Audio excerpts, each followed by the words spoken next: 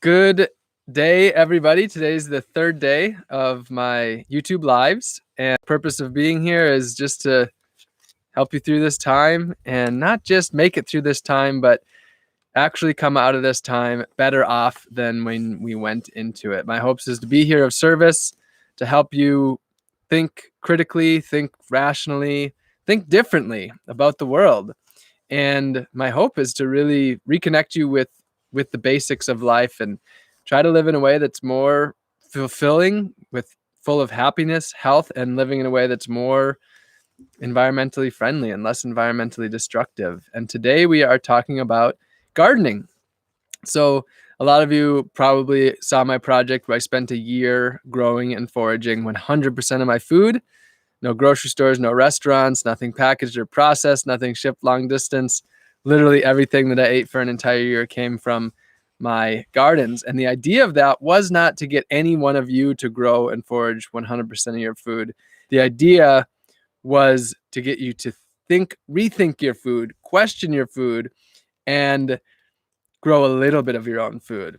Even if it's just some tomatoes on your balcony or some herbs on your windowsill, or joining a community garden, or going and volunteering at a farm. My goal is through this project and through all of these projects is to reconnect you with your food. But you have to start where you are. So today we're going to go through some basics and give tips on helping you to get started. So this is really geared towards beginner gardening. However, some of the things that we're going to discuss today are going to be useful for people who have already been gardening for some time as well. And I'm going to go through maybe 15 or 20 minutes of some suggestions and some tips, and then I'm going to take questions. And I might take some questions throughout as well, but mostly I'll take the questions towards the end. So I'm going to go ahead and get started. First, one of my number one suggestions to beginner gardeners is start small. Now, some of you are going to want to start really big. You want to change life drastically. You want to be done with the grocery stores. You want to grow all of your own food. That's great. And if you feel confident that you can do that, go for it. But if you are worried, if you feel like you have a black thumb and everything dies and you just feel overwhelmed, maybe, lost, one of my number one tips is to start small.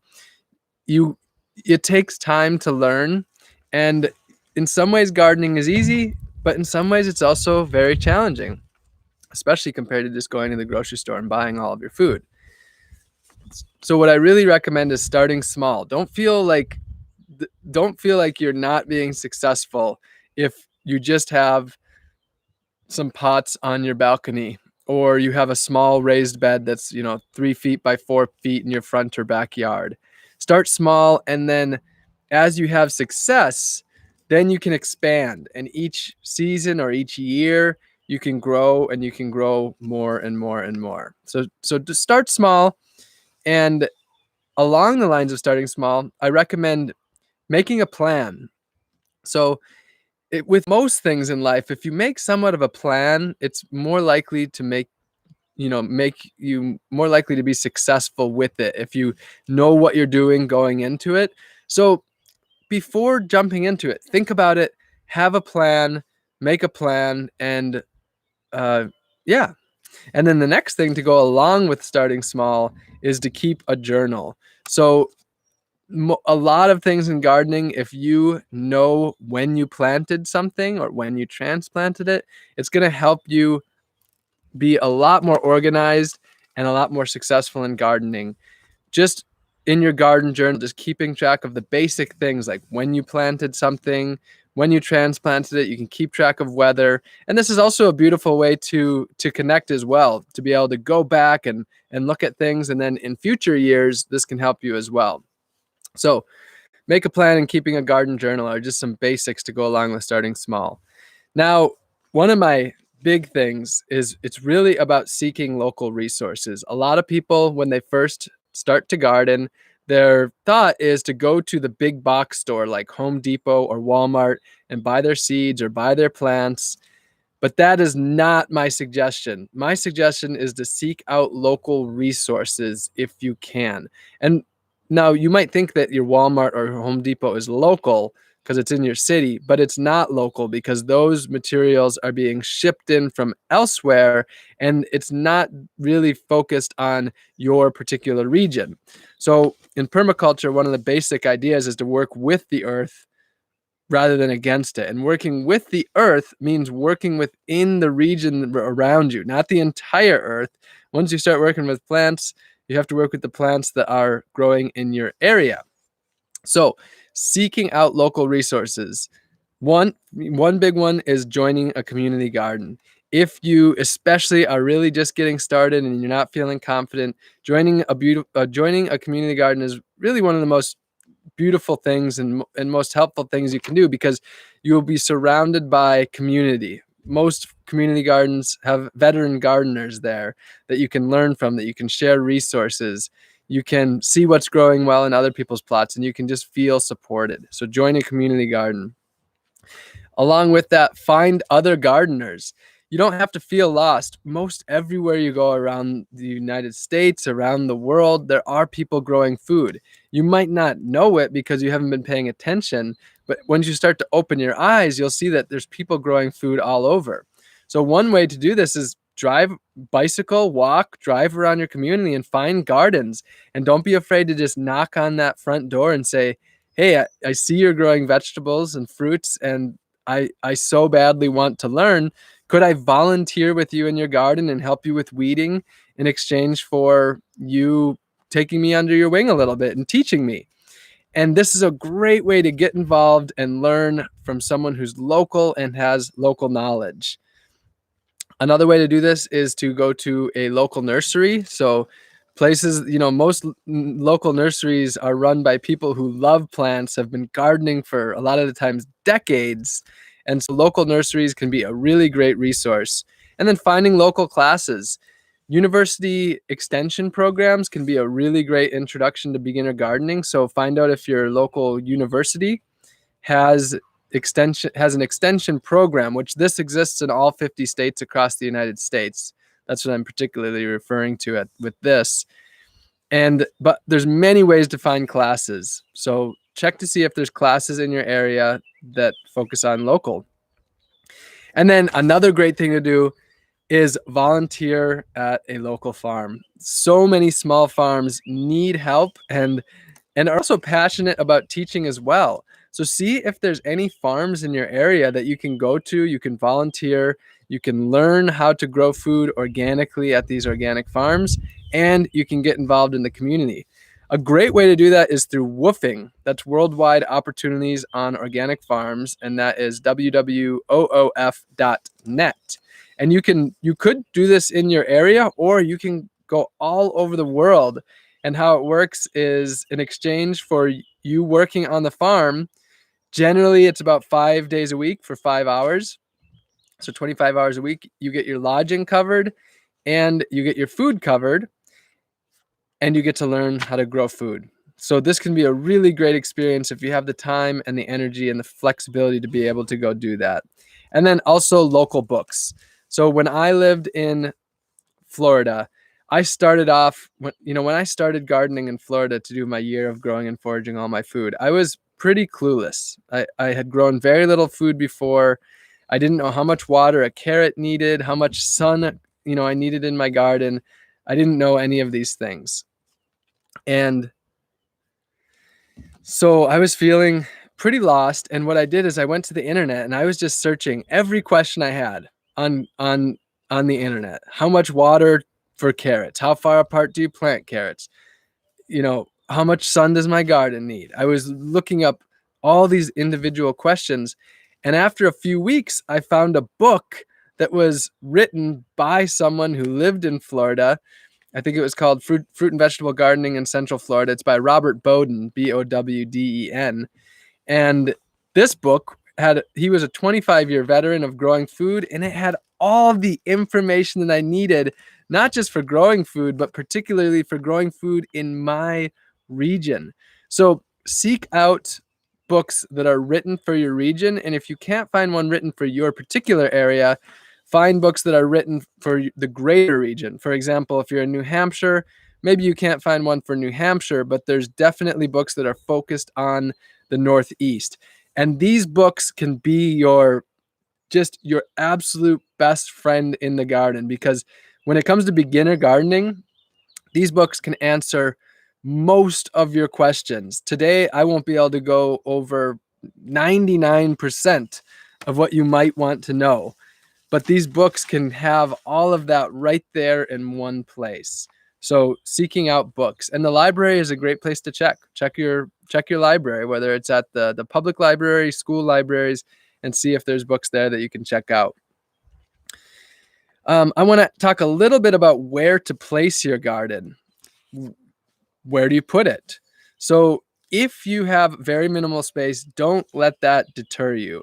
If you just have a balcony, you can put pots on there. You can use 5-gallon buckets. Any container that can hold soil can be used to grow food on your balconies. And I've seen some very impressive balconies producing tomatoes and peppers and all sorts of herbs and greens and eggplants. You can grow a lot on a balcony.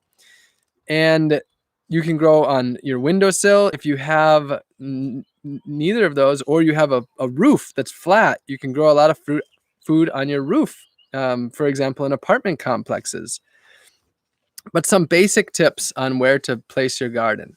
First of all, where it's easily accessible, where you're easily able to get to. If your garden is 10 miles away and there's all these obstacles to get to it, it's unlikely you'll get to it and it'll not get the care it needs.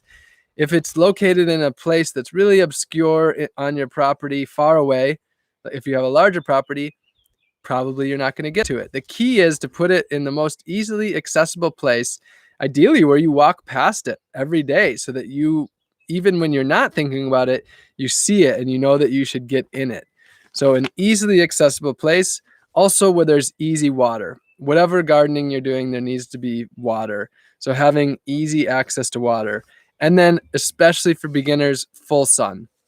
So again, when I started, I didn't know the basics of how much sun and things like that, but generally you want to have full sun. And in colder climates, like, in the Northeast or the Great Lakes region, most of these areas, you want full sun is 6 to 8 hours of sun per day on your garden location. In Orlando, Florida, where I lived, where it was really hot, we could do with less than that. We could do maybe 5 hours of sun per day. So you do want full sun, especially with beginner gardening. The more experienced you get, there are plants you can work with that don't need full sun, but with beginner gardening, I would recommend full sun. So let's see. One of my biggest tips is to start with the foods that grow really easily. What I don't recommend doing is walking down the grocery store aisle and saying, "Oh, I love pasta, so I want to grow wheat. And I love strawberries, and I love blueberries, and I love mangoes." Don't think about what it is that you love the most. Instead, figure out what grows so easily in your area that even someone with a black thumb will be successful. So talk to those local gardeners and ask them, what is the most successful crop? What grows well every year? What produces so much that you could never eat all of it? For example, a lot of people, I see this with zucchini. I see people, it's so common. They have these giant zucchinis. And I remember when I was in Port Townsend, Washington, there was jokes about how people would have to leave their zucchinis on other people's doors to try to get rid of them, but nobody wanted them because they all had so much. So some beginner plants to start with. Radishes are one of the easiest ones, and also they produce the fastest. So a lot of radishes produce in just about 30 days. So it really can be beneficial to have some of these faster producing ones to give you that boost of energy and that, feeling of success. Greens can be very easy. So kale and collards and lettuces, greens can be a really easy place to start, and they're very nutrient dense. So I highly recommend starting with greens. Peppers are also often considered a beginner plant to grow. Hot peppers I've had easier time with than bell peppers, but peppers can be a really easy one. And then herbs. Now, an easy way to start is actually buying herbs in the small pots at the store and then planting those and letting them grow much larger. So some herbs can be hard to start from seed, but some are very easy to start from seed. Cilantro, for example, is an easy one to start from seed. But herbs can be very easy to grow. You can use them at, every single meal, so they can add a lot of value to your life. So really, some of my best suggestions for starting are greens and herbs, peppers, and then tomatoes. But there's always, differences depending on where you are. As I read earlier, the people watching this right now, you're all tuning in from all over the world and all across the United States. So it's going to be different in different areas. In Florida, where I grew, for example, large tomatoes didn't grow well because it was so hot and so humid that they were more likely to get blight and or pests. So we had to grow really small tomatoes, and the variety that I grew in Central Florida is called Everglade tomatoes, and they did extremely well. Let's see. Okay, so the next tip is to plant at the right time. So what you can do is you can find a regional planting schedule, and you might have the questions like, oh, and I just want to say the other really easy one is radishes. And I grew daikon radishes, which get really big. Zucchinis can be really easy as well. Those are just, a handful of the easier plants. But so the big one is planting at the right time. If you plant kale in the middle of the winter, you're going to have a hard time with it. In Florida, if you plant kale in July when it's so hot, you're going to have problems with it. So the key is to plant things at the right time. And the simplest way to do this is to find a regional planting schedule. And if you find one of these local books, they actually have a schedule that will tell you, for example, in Wisconsin, you're probably going to want to plant your tomatoes, I would guess, you might put them into seeds in April, get them into the ground in late May or June. If I had to guess, I haven't planted there. But you don't have to figure this out because these calendars do that for you, and they'll give you a range of time of when you can plant them. So these regional planting schedules are absolutely key. And there is one on the National Gardening Association. They have a garden calendar planting guide at the National Gardening Association. And everything that we're going through right now is on my guide at robgreenfield.org/free seed project guide. That's robgreenfield.org/free seed project guide. And most of these things will be on there, as well as links to resources. So that information is there. If you miss something, don't worry about it. There's a good chance that it's in that guide. So the next thing is, the question of like, how far apart do you plant things? How deep do you plant things? Do you plant the seeds into the ground, or should you put them in pots first? And again, the best way to decide that is through these regional planting, finding this local information. So for example, kale is on average going to be, maybe, depending on how you're growing it, I think about 6 to 8 inches to 12 inches apart. But you can follow the guidelines on seeds. On the seed pack, it has these informations, and in these books, it has this information. So there's hundreds of different plants. And then also on my guide, I give the basic idea. There's basic ideas of how far you plant things apart. And then as far as directly planting in the ground or planting in pots and then bringing them out, the answer is both. It depends on the scenario. So if you want to get a really early start, if you're in the colder climates, if you want to get the earliest start possible, planting inside can give you a 6-week head start by getting your plants to be large and putting them in the ground already, 6 weeks ahead of schedule. I want to talk a little bit about pests now. And I have a big disclaimer here, and that is that pest is a human-made concept. So nothing by nature is a pest. That is just a word that we've decided to give different species and different creatures.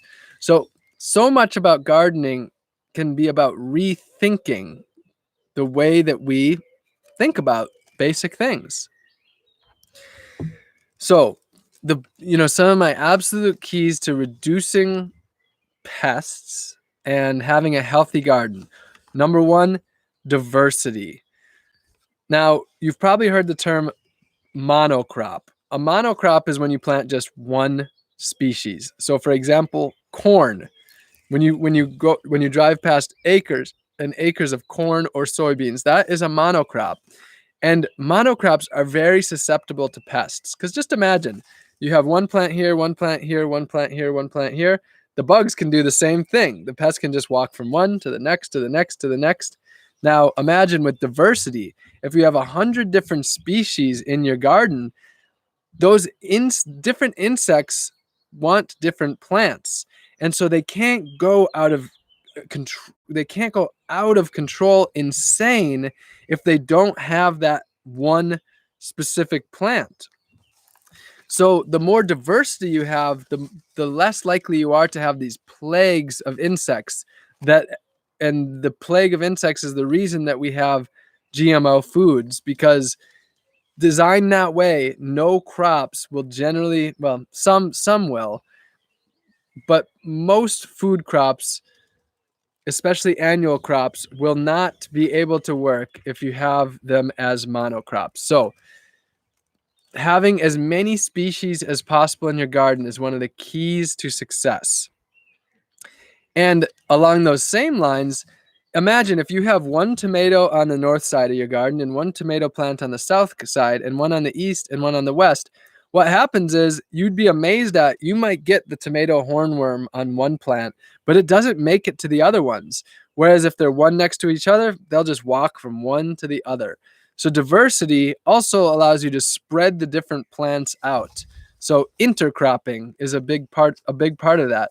Planting different species next to each other that can work together and create diversity. Another really great thing is beneficial insect attractant mix. So, there's at Johnny's Seeds, I buy something called the beneficial insect attractant mix. And this is a mixture of about 20 different flowers that bring in beneficial insects. And what a beneficial insect is these are insects that actually eat the other insects that you don't want, or compete with them to keep them out. So for example, aphids are a problem for a lot of people. Bringing in ladybugs actually eat the aphids. So ladybugs are a beneficial insect. Now, a lot of caterpillars that eat your plants, one thing you can do is you can bring in wasps that eat those caterpillars, or parasitic wasps that lay their eggs in those caterpillars so that when they hatch, they eat the caterpillars. So wasps are actually really beneficial to have in the garden. Ladybugs, honeybees, all bees. All of these are beneficial to have in the garden. There's many different creatures that are beneficial to have in the garden. So planting beneficial insect attractant mix, and also just creating environment to bring them in. Along those lines, frogs, snakes, lizards, these reptiles and amphibians are all really beneficial as well. If you don't want rats in your garden, then snakes are great because they can eat the rats and the mice.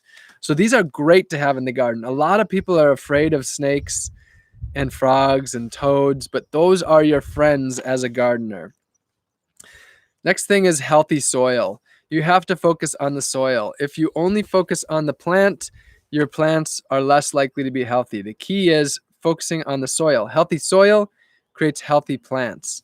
And I'm not going to go into the depths of healthy soil today, but it's just something really important to keep in mind. Okay, another big thing, and this is one of the biggest things at all, is perspective. Keeping in mind that insects deserve to live as well. And I'm not saying that I don't kill insects. I do.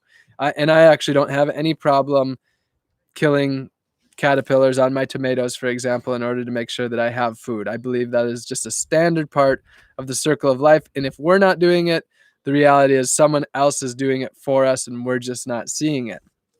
But perspective, just realizing that the insects or the other species deserve some of the food as well, and it's okay for them to eat some. If you plant abundantly, then you don't have to worry so much. I remember with my first time planting when I had very little growing, it was so much bigger of a deal to me when some of my food was getting eaten. But by growing abundantly, you have enough and you don't have to worry about that. Another thing to keep in mind, aphids, for example, a lot of times aphids aren't that damaging to the plant, but people just don't like the aphids on there. Aphids are basically another healthy, well, healthy, you have to listen for another second here. Healthy extension to the plant. And what I mean is healthy to you. Aphids suck the juices out of the plants. And then those aphids are just as edible and healthy as the plants themselves. So don't worry about eating some aphids at all. They are plenty healthy. I eat aphids almost every single day. I ate aphids today because I'm harvesting stinging nettle in the wild and there's aphids on there. So another tip for dealing with pests that you don't want in the garden, and this is especially if you're trying to keep things organic, and that is really connecting with your garden and being out there every single day. If you go through your garden and walk through it every single day, you'll see when problems start to arise and you can deal with them early on. Imagine if there's 10,000 caterpillars, you're not going to be able to deal with that. But if you start to see when there's only a handful full on there, often you'll be able to just pick those caterpillars off before they start to exponentially grow and multiply. And so using your hands. And the beautiful thing is this is just a great way to get down in the garden, get down on your hands and knees and or however your belly and really connect with it. So that's another tip with pests. And again, healthy plants. The healthier your plants, often when there are pests, it's not a matter of treating the plant, it's a matter of figuring out what the problem was in the first place. Why are there pests on these plants? And often it'll have something to do with possibly them not being healthy. For example, are they getting enough sun? Think of how we have an immune system. If our immune system is down, we're more likely for a bacteria or a pathogen or a virus to be able to take over enough to make us sick. But if our immune system is great, we're able to resist that and fend off. And the same goes with plants. They don't have immune systems, but if they're weak, the pests are able to take over. If they're strong and they're vigorous, they're more likely to be able to continue and fend that off.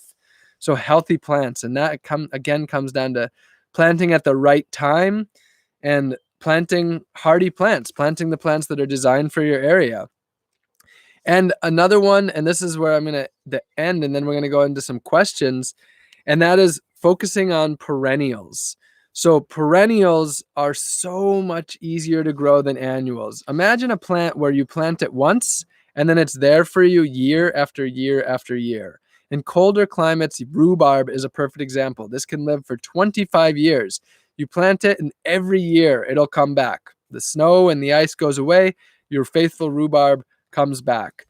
Strawberries, raspberries, blackberries, blueberries, these are all perennials. Fruit trees like apples and pears and plums, or down south, mangoes and sea grapes and white sapote and black sapote and mame sapote.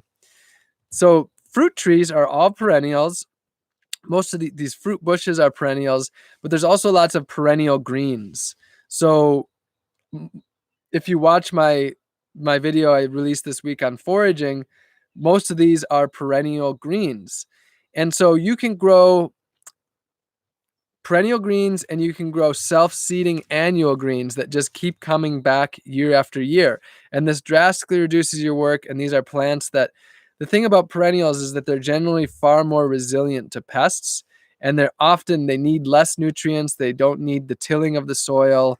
So I really recommend perennials. And one video that's really helpful that I released recently is how to turn your yard into a garden. And that's right here on my YouTube channel, and you can watch that. So if you go to robgreenfield.org/free seed project guide, that has a lot of these resources. And then also, if you go to robgreenfield.org/grow, that guide is specifically for Central Florida, where I did my year of growing and foraging all my food, but also has a lot of great information and resources. Now, I didn't go through a lot of the basics because there's so much that we could go through, but there are amazing channels for that. I really like Epic Gardening, Kevin, and then Nikki Jabor. She is actually in the colder climates. She's a great resource. Kevin is in San Diego, California, but he's a great resource for across the country. There's hundreds of amazing gardening channels on YouTube, on social media, websites, books. So find great resources because this has the information and you can have it right there at hand. So those are some of my tips for beginner gardeners to really help you get started. Again, remember that starting small is great. You don't have to feel bad about starting small or growing just a little bit of food. A little bit is a lot more meaningful than none. Remember, this is about community. It doesn't have to be alone. Connecting with other people, volunteering at farms, volunteering with other local gardeners. One of the best ways to make friends with a gardener is to pull their weeds, because almost all gardeners need help pulling their weeds. So do this with community, seek out local resources, and enjoy this. I mean, gardening is work, but if you love it, if you're passionate about it, if it's making you healthier, it's getting you outside, it's connecting you to your community, sure, it's work, but it's also just life. It's living the life that you want. So I'm going to take a handful of questions, and you can ask questions that are, more exact, and I'll see if I have an answer to them, or more general. I will, say that I've grown, quite a bit of food now, but there's so much that I haven't done. So there's a lot of questions that I won't be able to answer with exact things. My experience is limited to the few places that I've grown food, but ask your questions away, and I'm going to go ahead and answer some of them.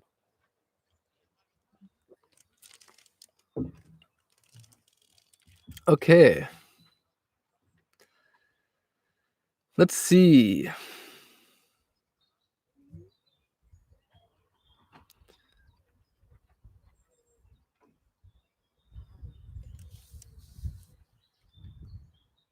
Lots of good comments here. I'm just seeing.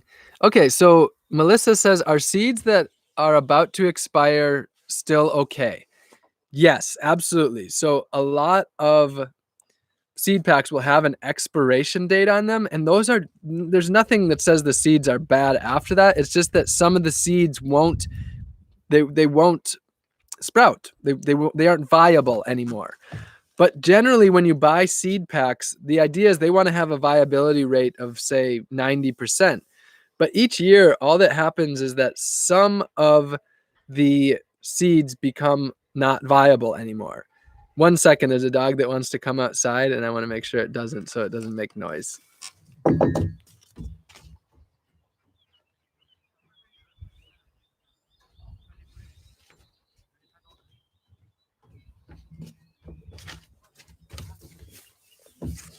Okay, so yes, you can absolutely use those seed packs. And what happens is if the viability rate is down to, say, 50%, it just means you need to plant about twice as many seeds. Or you can check the viability by, for example, putting them in a wet paper towel and then letting them sprout and seeing what percentage of them sprout, or just planting them and seeing what percentage of them come up. So absolutely, you can use those older seeds.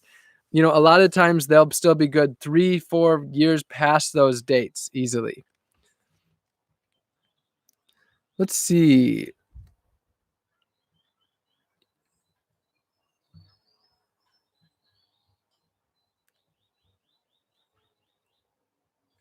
And one thing I want to say while I'm looking through these questions is, don't feel bad if some things die. If you haven't killed anything, you haven't grown anything.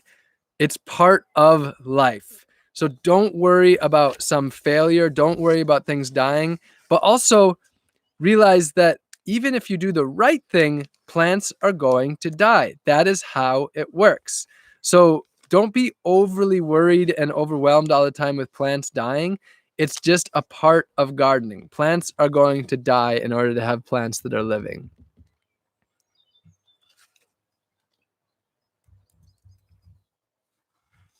Okay. What herbs are good to grow at home? I don't have any balcony or garden. Well, so the question is, what herbs are good to grow at home and you don't have any balcony or garden? Well, so an important thing I have to point out is that all the plants need light. So these plants photosynthesize, and so they need to have sun. If you don't have sun, you need to have artificial lighting. I don't have any experience with artificial lighting. I know some people do that, but I only have grown food with sun. So if you're going to grow herbs at home, they need to have sun. What herbs are easy to grow? Some herbs that are very easy to grow would be rosemary, cilantro, thyme, dill, basil. Those are just a few that come to mind. But there's way more than that. And also you get past these popular herbs and there's actually thousands of different herbs out there. So Jippy Lip says, what are your thoughts on growing in the Southwest? My thoughts are find local resources for the Southwest. I don't have experience growing. Well, I did grow a little bit of food in San Diego, if you want to call that the Southwest. I'm thinking more like Arizona, New Mexico, things like that. But my thoughts for the Southwest are that plenty of people grow a lot of food. Seek out local resources and you will find out how to do it in your area. Bruno asks, hey, Rob, can you speak a bit of French? No, not really. My French has been majorly unused. But I am going to do a French live video with Christophe, who I'm staying with, and he's going to translate. So we are going to do that.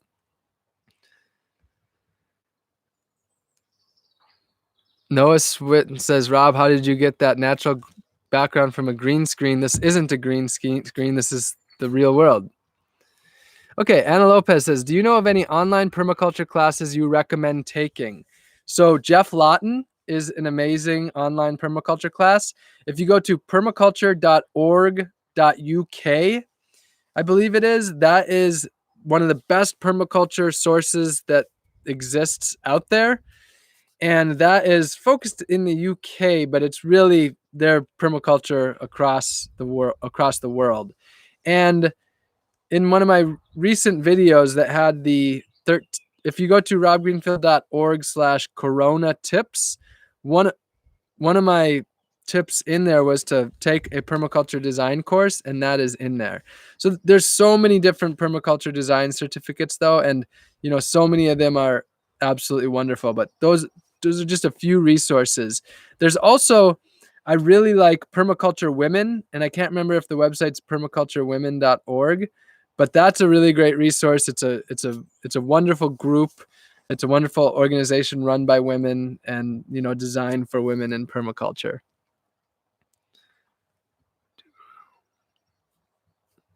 Okay.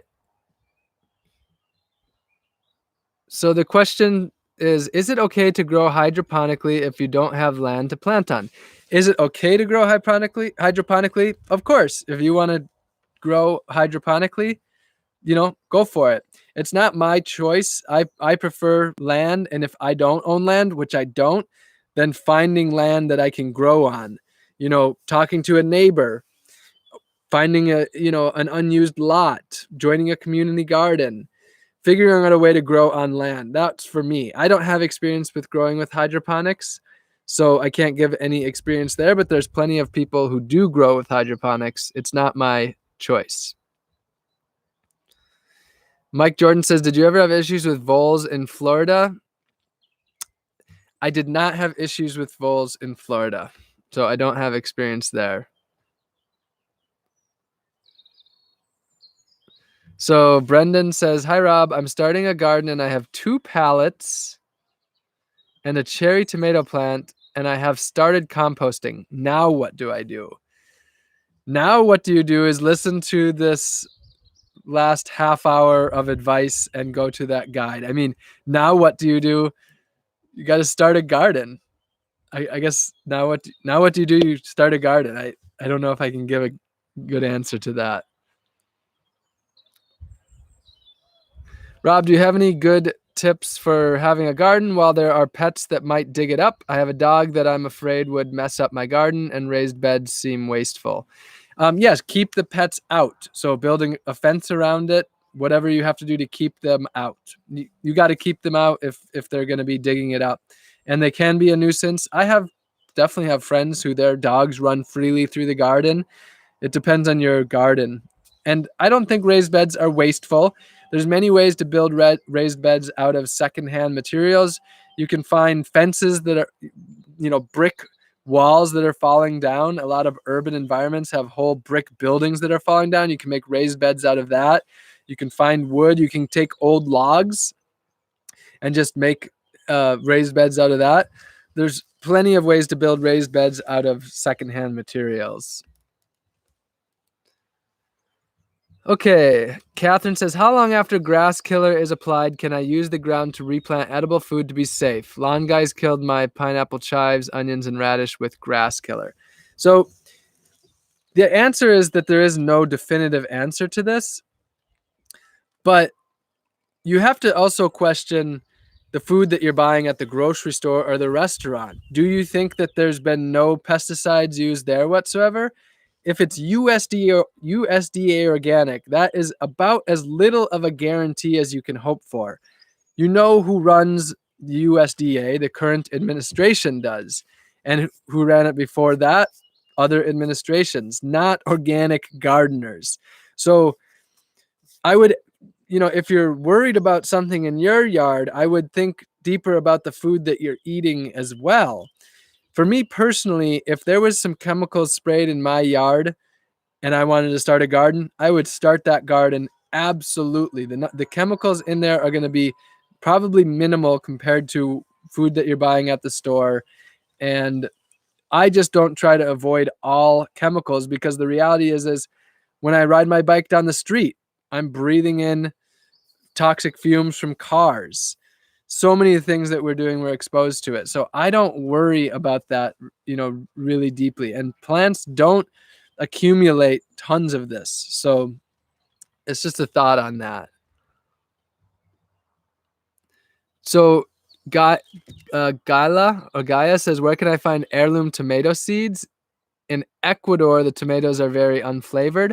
I don't know how you can find them in Ecuador, but local seed companies. If you go to my Instagram page, just a few days ago, I did a post all about local seed companies. And on my website at robgreenfield.org/free seed project guide, I list some local seed companies. So find local seed companies. Go to the internet and type in heirloom seeds in Ecuador on a web search. Search for Facebook groups. Find local gardeners. Find community gardens. Seek out local seed companies. Seek out local nurseries. Find gardeners in your area that will be able to share seeds with you.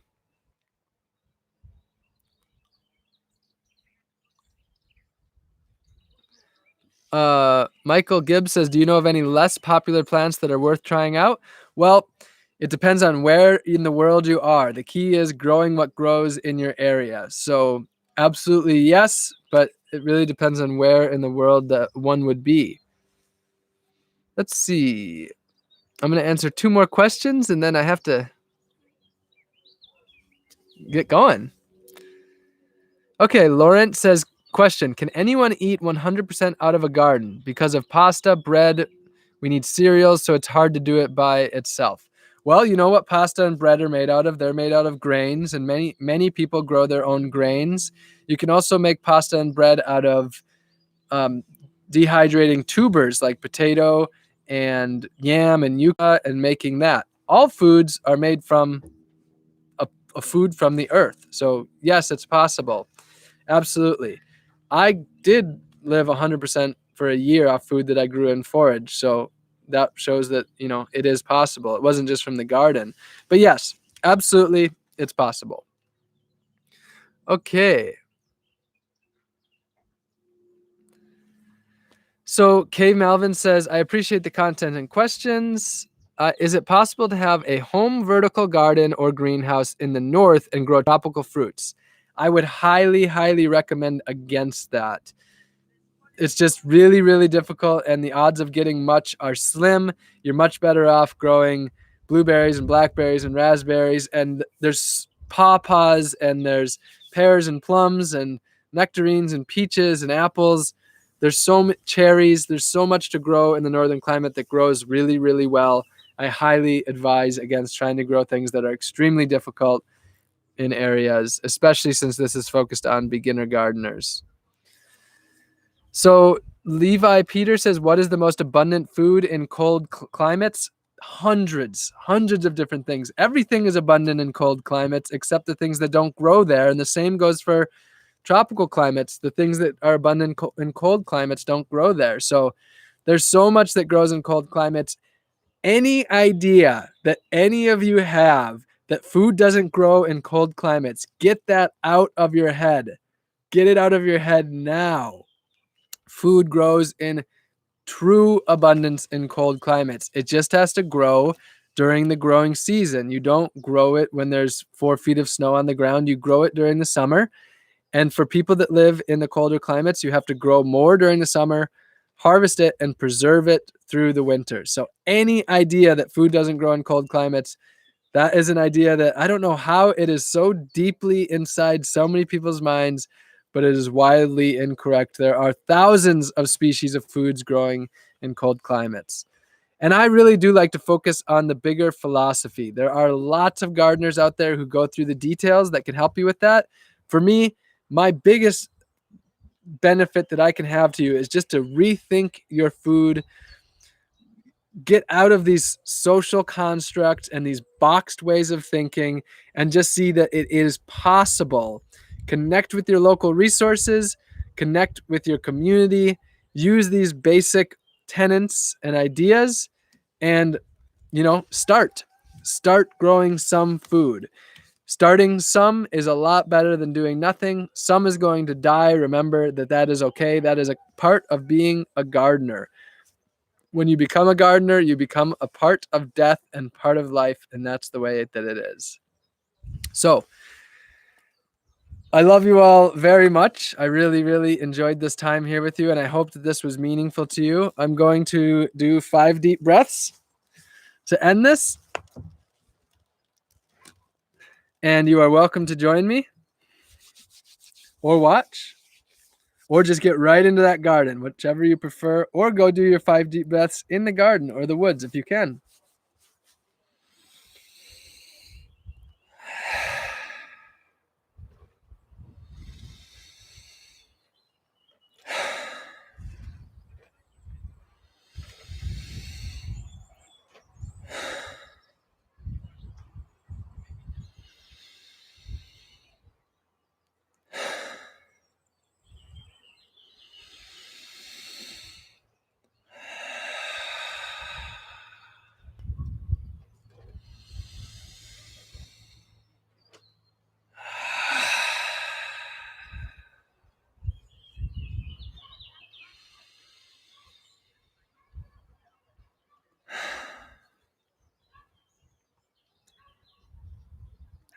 All right.